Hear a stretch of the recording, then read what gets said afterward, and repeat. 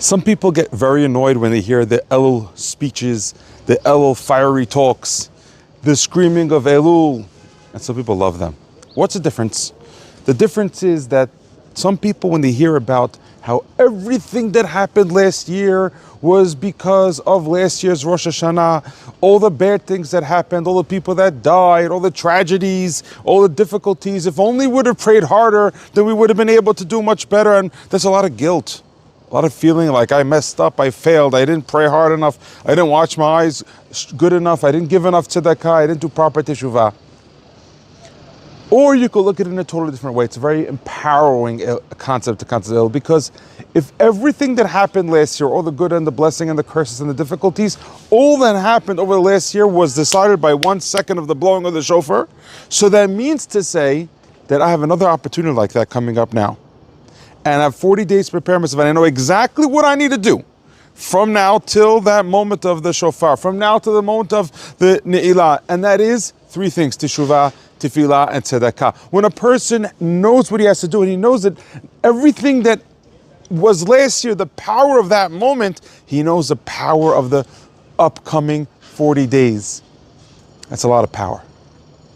And we sometimes look at difficulties in life, we look at mess-ups, we look at failures as, wow, we fell, and we dramatize the failure.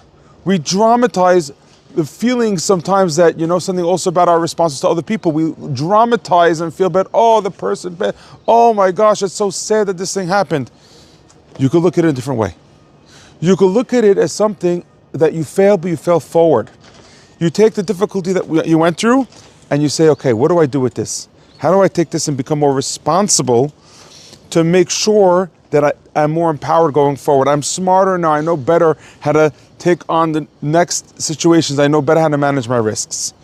That is why we say in this week's parasha about the bedin, that they say, when somebody dies out of the city, when they have to do the igla rufa, and the bedin has to say that we did not spill this blood. Of course they didn't spill that blood, but they're saying that we were responsible people. We were caring people. We have a justice system that this should not have happened. And that's the question to ourselves also. Do we have systems set up for our own responsibility for going forward? Do we have for our people that are in our lives? We could feel bad for them, or we could say, how can we be more responsible for them? So it's your choice to dramatize failure and mess ups and difficulties and things that go wrong, or to take those things and say, how do I empower myself to go forward? How do I take this and say, this is my lesson for the future me? Your past doesn't determine your future unless you're still living in the past. You could take that difficulty, that mistake that you went through, and over-dramatize it. Or you could say, this is going to be my springboard to go forward. From everything that happened from last year, I could realize how much power I have right now and make sure that I can do the best with it.